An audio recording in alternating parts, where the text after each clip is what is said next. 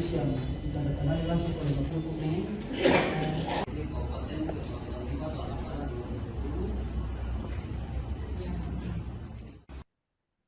Alwiah Faldun Alaidrus diperiksa 3 jam di Pengadilan Tindak Pidana Korupsi pada Pengadilan Negeri Ambon. Pemeriksaan ini berlangsung sejak pukul 1:30 waktu Indonesia Timur hingga pukul 4:39 waktu Indonesia Timur pada Kamis 12 Februari 2026 kemarin, pemirsa. Dia diperiksa sebagai saksi dalam perkara dugaan korupsi dana penyertaan modal PT Tanimbar Energi 2020 hingga 2022. Untuk informasi selengkapnya, kita sudah terhubung bersama rekan Maula Pelu, wartawan Tribun Ambon. Rekan Maula Pelu, silakan informasi lebih lengkapnya dari Anda. Ya baik, terima kasih rekan Justina. Dapat saya laporkan dari Ambon bahwa Alwiah Faldun Alaidrus diperiksa 3 jam di Pengadilan Tindak Pidana Korupsi pada Pengadilan Negeri Ambon. Pemeriksaan ini berlangsung sejak pukul 13.30 waktu Indonesia Timur hingga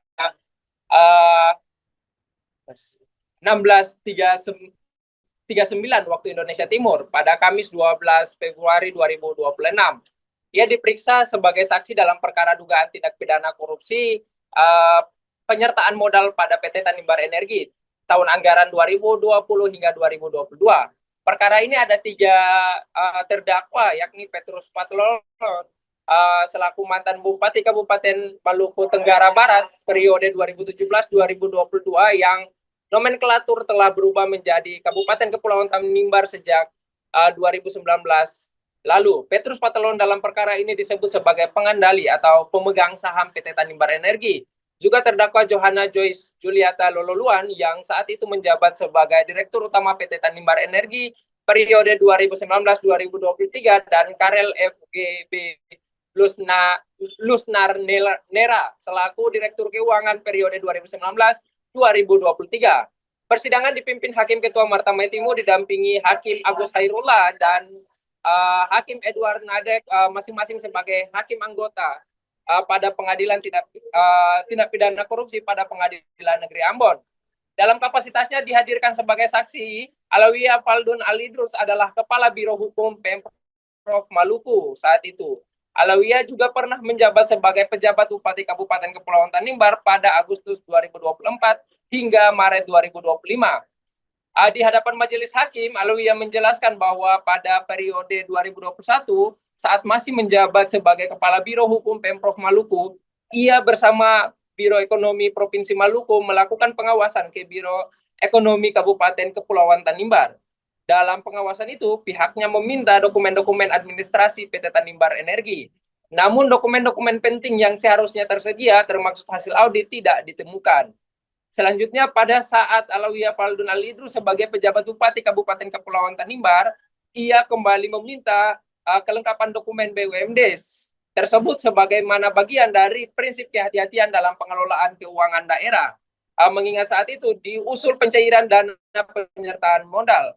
Namun jawaban yang diterima tetap sama bahwa dokumen yang diminta belum tersedia. Ia pula menjelaskan bahwa ketiadaan dokumen administrasi itu berdampak langsung pada proses pengajuan pencairan dana penyertaan modal.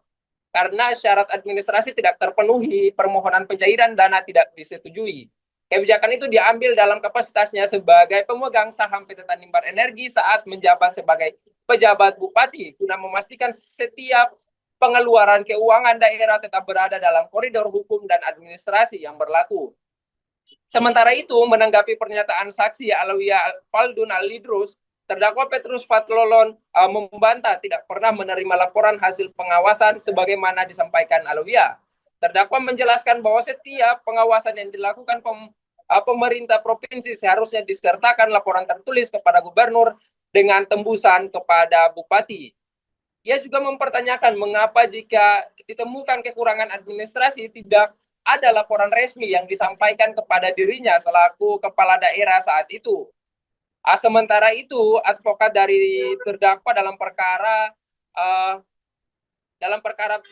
PT Tanimbar Energi ini, Cornelis Serin, menyatakan bahwa audit terhadap BUMD di Kabupaten Kepulauan Tanimbar secara keseluruhan memang tidak dilakukan oleh angkutan publik. Tentu sejumlah keterangan dalam kesaksian sangatlah penting. Dalam kesaksian harus dari kesaksian ini sangat penting dan harus cermat dalam mengambil keputusan nantinya oleh majelis hakim. Mengingat pula perkara dugaan korupsi dana penyertaan modal PT Tanimbar Energi tahun anggaran 2020 hingga 2022 telah menjadi sorotan publik. Hal ini setelah kasus yang menyeret Petrus Fathlolon terkuak hingga ke Komisi 3 DPR RI dan disampaikan terdakwa bahwa kasus ini bukan murni dari penegak hukum, tetapi bagian dari politisasi, pemerasan 10 miliar, hingga berujung pada kriminalisasi oleh oknum jaksa di Maluku. Untuk sidang PT Tanimbar Energi hingga saat ini masih berlangsung dengan agenda keterangan dari saksi-saksi. Terima kasih. Demikian yang dapat saya laporkan dari Kota Ambon. Kembali ke rekan Justina di studio.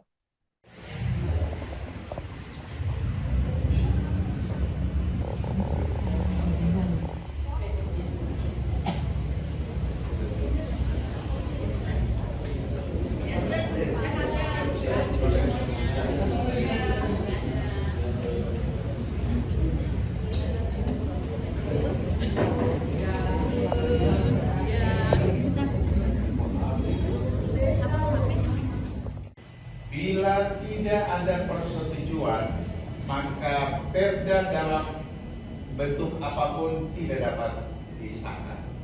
Sehingga semua produk hukum di Kabupaten Kepulauan Tanimbar dinyatakan sah.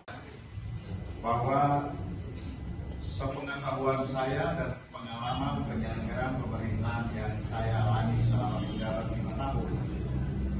Baik. Kami setiap tahun terus dan ada notaris di bukti. Notaris yang ditandatangani langsung oleh notaris. Kalau dapat ke Kokesta, Kabupaten menyatakan bahwa tidak ada yang tidak benar. Karena setiap tahun ada terus. Yang kedua terkait dengan yang tadi. Saudara dalam jabatan sebagai hukum provinsi Maluku ya. Iya. Pada tahun berapa saudara tadi?